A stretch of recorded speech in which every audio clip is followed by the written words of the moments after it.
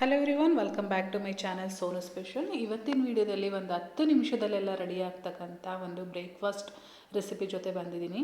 Lunch ಬಾಕ್ಸ್ಗಂತೂ ತುಂಬಾ ಹೇಳಿ ಮಾಡಿಸಿದ ಜೋಡಿ ಅಂತಲೇ ಹೇಳ್ಬೋದು. ತುಂಬ ಕ್ವಿಕ್ಕಾಗಿ ಆಗುತ್ತೆ.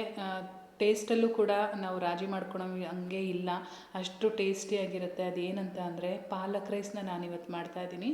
ಬನ್ನಿ ಹೇಗೆ ಮಾಡೋದು ಅಂತೇಳಿ ನೋಡ್ಕೊಳ್ಳೋಣ.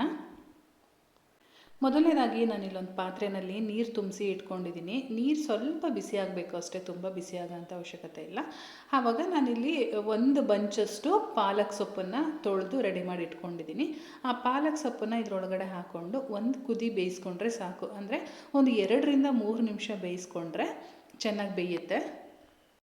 ಹೋಟೆಲ್ಗಳಲ್ಲೆಲ್ಲ ತಿಂದಿರ್ತೀರ ಸಾಮಾನ್ಯವಾಗಿ. ಮಕ್ಕಳಿಗೂ ಮನೇಲಿ ಮಾಡಿಕೊಡಿ, ತುಂಬ ಇಷ್ಟಪಟ್ಟು ತಿಂತಾರೆ. ಟೇಸ್ಟ್ ವೈಸ್ ಅಂತೂ ತುಂಬಾ ಚೆನ್ನಾಗಿರುತ್ತೆ.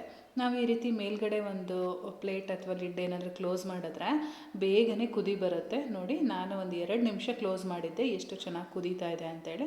ಇಷ್ಟು ಕುದಿ ಬಂದರೆ ಸಾಕು. ಇವಾಗ ಇದು ರೆಡಿಯಾಗಿದೆ. ಈ ಸೊಪ್ಪನ್ನೆಲ್ಲ ತೆಗೆದು ಒಂದು ಪ್ಲೇಟಲ್ಲಿ ಹಾಕಿಟ್ಕೊಳ್ತೀನಿ. ಸ್ವಲ್ಪ ತಣ್ಣಗಾಗಬೇಕು ಇದು. ಯಾಕೆ ಅಂತ ಅಂದರೆ ನಾವು ಬಿಸಿದನ್ನೇ ಜಾರಲ್ಲಿ ಹಾಕಿದ್ರೆ ಜಾರ್ ಬ್ಲೇಡ್ಗಳು ಹಾಳಾಗುತ್ತೆ. ಹಾಗಾಗಿ ಯಾವುದೇ ವಸ್ತು ಆಗಲಿ ರುಬ್ಬೋದಕ್ಕೆ ಹಾಕ್ಕೊಳ್ತೀವಿ ಅಂತ ಅಂದರೆ ಸ್ವಲ್ಪ ತಣ್ಣಗಾದ್ಮೇಲೆ ಹಾಕ್ಕೊಳ್ಬೇಕು. ಇವಾಗ ನೋಡಿ ರೆಡಿಯಾಗಿದೆ. ನಾನೊಂದು ಪ್ಲೇಟಲ್ಲಿ ಹಾಕಿ ಸೈಡಲ್ಲಿ ಎತ್ತಿಟ್ಕೊಂಡಿರ್ತೀನಿ. ಸೊಪ್ಪು ಬೆಂದಿರೋ ನೀರು ವೇಸ್ಟ್ ಆಗುತ್ತಲ್ಲ ಅಂತ ನೀವು ಕೇಳೋದಾದರೆ ಅದೇ ನೀರನ್ನು ನಾವು ಸಾಂಬಾರು ಮಾಡಬೇಕಾದ್ರೆ ಯೂಸ್ ಮಾಡ್ಕೊಳ್ಬೋದು.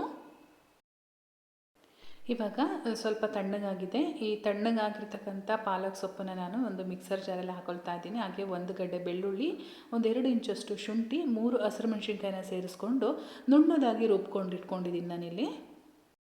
ಇವಾಗ ಸ್ಟವ್ ಮೇಲೆ ಒಂದು ದೊಡ್ಡ ಕಡಾಯಿ ಇಟ್ಕೊಂಡಿದ್ದೀನಿ. ಇದಕ್ಕೆ ಒಂದು 3-4 ಟೇಬಲ್ ಸ್ಪೂನಷ್ಟು ಎಣ್ಣೆ ಹಾಕ್ತಾ ಇದ್ದೀನಿ. ಎಣ್ಣೆ ಸ್ವಲ್ಪ ಬಿಸಿ ಆಗಬೇಕು. ಎಣ್ಣೆ ಬಿಸಿ ಆದಮೇಲೆ ಸ್ಪೈಸಸ್ ಆ್ಯಡ್ ಮಾಡ್ತಾ ಇದ್ದೀನಿ. ಒಂದು ಪಲಾವ್ ಎಲೆ, ಒಂದು 2 ಇಂಚಷ್ಟು ಚಕ್ಕೆ, ಹಾಗೆ 2 ಏಲಕ್ಕಿ ಸೇರಿಸಿದ್ದೀನಿ. ಒಂದು 6-7 ಲವಂಗ ಕೂಡ ಹಾಕಿದ್ದೀನಿ. ಸ್ವಲ್ಪ ಸ್ಪೈಸಸ್ದು ಇದು ಫ್ಲೇವರ್ ಬಿಟ್ಕೊಳ್ಬೇಕು. ಒಂದು 10 ಸೆಕೆಂಡು ಹಾಗೆ ಬಿಡೋಣ. ಅದಾದಮೇಲೆ 1 ಟೀ ಸ್ಪೂನಷ್ಟು ಜೀರಿಗೆ ಸೇರಿಸಿದ್ದೀನಿ. ಜೀರಿಗೆ ಸಿಡಿಯೋದಕ್ಕೆ ಸ್ಟಾರ್ಟ್ ಆಗಿದೆ. ಈ ಟೈಮಲ್ಲಿ ನಾನು ಒಂದು ದೊಡ್ಡ ಗಾತ್ರದ ಈರುಳ್ಳಿನ ಮೀಡಿಯಮ್ ಸೈಜಲ್ಲಿ ಕಟ್ ಮಾಡಿ ಇಟ್ಕೊಂಡಿದ್ದೆ. ಆ ಈರುಳ್ಳಿನ ಸೇರಿಸಿದ್ದೀನಿ. ಇದ್ರ ಜೊತೆಗೆ 2 ಹಸಿರು ಮೆಣಸಿನ್ಕಾಯಿನ ಈ ರೀತಿ ಸ್ಲಿಟ್ಟಾಗಿ ಕಟ್ ಮಾಡಿಕೊಂಡು ಸೇರಿಸ್ಕೊಂಡಿದ್ದೀನಿ.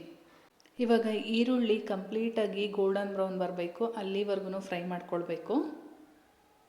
2 ನಿಮಿಷ ಐ ಫ್ಲೇಮಲ್ಲಿಟ್ಟು ನಾವು ಫ್ರೈ ಮಾಡಿದ್ರಾಯಿತು. ಈರುಳ್ಳಿ ಚೆನ್ನಾಗಿ ಬೇಯುತ್ತೆ. ಬೆಂದಾದಮೇಲೆ ನಾನು ಇವಾಗ ರುಬ್ಬಿಟ್ಕೊಂಡಿದ್ವಲ್ಲ ಆ ಮಸಾಲಾನ ಸೇರಿಸ್ಕೊಳ್ತಾ ಇದ್ದೀನಿ. ಜೊತೆಗೆ ನಾನು ಆ ಜಾರ್ಗೆ ಒಂದು 2 ಟೇಬಲ್ ಸ್ಪೂನಷ್ಟು ನೀರನ್ನು ಹಾಕ್ಕೊಂಡು ಅದರಲ್ಲಿರ್ತಕ್ಕಂಥ ಮಸಾಲಾನ ಕಂಪ್ಲೀಟಾಗಿ ತೊಗೊಂಡಿದ್ದೀನಿ. ಇವಾಗ ಇದ್ರದ್ದು ಏನು ರಾ ಸ್ಮೆಲ್ ಇರುತ್ತೆ ಅದೆಲ್ಲ ಹೋಗಬೇಕು, ಅಲ್ಲಿವರೆಗೂ ನಾವು ಕುದಿಸ್ಕೊಳ್ಬೇಕಾಗುತ್ತೆ. ಹಾಗೆ ಒಂದು ಅರ್ಧ ಟೀ ಸ್ಪೂನಷ್ಟು ಅರಿಶಿನ ಪುಡಿ, ರುಚಿಗೆ ತಕ್ಕಷ್ಟು ಉಪ್ಪನ್ನು ಕೂಡ ಸೇರಿಸ್ಕೊಂಡು ಮಿಕ್ಸ್ ಮಾಡಿಕೊಂಡು ನಾನು ಇಲ್ಲಿ ಬೇಯಿಸ್ಕೊಳ್ತಾ ಇದ್ದೀನಿ. ರಾಸ್ ಮೇಲೆಲ್ಲ ಹೋಗಿ ಎಣ್ಣೆ ಬಿಡೋದಕ್ಕೆ ಶುರುವಾಗುತ್ತೆ, ಅಲ್ಲಿವರೆಗೂ ಬೇಯಿಸ್ಕೊಳ್ಬೇಕು. ಇದಕ್ಕೆ ಒಂದು 4-5 ನಿಮಿಷ ಟೈಮ್ ಹಿಡಿಯುತ್ತೆ. ನಾನು ಲೋ ಮೀಡಿಯಮ್ ಫ್ಲೇಮಲ್ಲಿ ಇಟ್ಕೊಂಡಿದ್ದೆ. ಮಸಾಲೆ ಹಾಕಿ ಒಂದು 2 ನಿಮಿಷ ಆದಮೇಲೆ ನಾನು ಒಂದು ಅರ್ಧ ಟೀ ಸ್ಪೂನಷ್ಟು ಗರಂ ಮಸಾಲ ಪೌಡರ್ನ ಸೇರಿಸ್ಕೊಳ್ತಾ ಇದ್ದೀನಿ. ಗರಂ ಮಸಾಲ ಪೌಡರ್ ಸೇರಿಸಿ ಚೆನ್ನಾಗಿ ಮಿಕ್ಸ್ ಮಾಡ್ಕೊಳ್ಬೇಕು. ಇವಾಗ ನಾನು ಈ ಮಸಾಲೆನ ಬೇಯಿಸೋದಕ್ಕೆ ಶುರು ಮಾಡಿ ಒಂದು 5 ನಿಮಿಷ ಆಗಿದೆ. ಈಗ ನೋಡ್ತಾ ಇರ್ಬೋದು ಸೈಡಲ್ಲೆಲ್ಲ ಯಾವ ರೀತಿ ಅದು ಎಣ್ಣೆ ಬಿಡ್ತಾ ಇದೆ ಅಂತ ಹೇಳ್ಬಿಟ್ಟು. ಕಲರ್ ಕೂಡ ಚೇಂಜ್ ಆಗಿದೆ. ಹಾಗೆ ಮಸಾಲೆ ಕೂಡ ಸ್ವಲ್ಪ ಕಡಿಮೆ ಆಗಿದೆ. ಇವಾಗ ನಮಗೆ ಗೊತ್ತಾಗುತ್ತೆ, ಒಳ್ಳೆ ಪರಿಮಳ ಬರ್ತಾ ಇರುತ್ತೆ, ಚೆನ್ನಾಗಿ ಬೆಂದಿದೆ ಅಂತೇಳಿ ಇವಾಗ ನಮಗೆ ಚೆನ್ನಾಗಿ ಗೊತ್ತಾಗುತ್ತೆ. ಇಷ್ಟು ಬೆಂದಿದ್ದಾದಮೇಲೆ ನಾನಿವಾಗ ಬಿಸಿ ಬಿಸಿ ರೈಸ್ ಮಾಡಿ ಸ್ವಲ್ಪ ತಣ್ಣಗಾಗಲಿಕ್ಕೆ ಒಂದು ಪ್ಲೇಟಲ್ಲಿ ಹಾಕಿ ಇಟ್ಕೊಂಡಿದ್ದೆ. ಇವಾಗ ನೋಡಿ ತಣ್ಣಗಾಗಿದೆ. ಅದನ್ನು ಈ ಮಸಾಲೆ ಒಳಗಡೆ ಹಾಕ್ಕೊಂಡು ಚೆನ್ನಾಗಿ ಮಿಕ್ಸ್ ಮಾಡ್ಕೊಳ್ಬೇಕು. ನೀವು ಎಷ್ಟು ಜನ ಇದ್ದೀರಾ ನೋಡಿಕೊಂಡು ಅಷ್ಟು ನೀವು ರೈಸನ್ನು ಹಾಕ್ಕೊಳ್ಳಿ.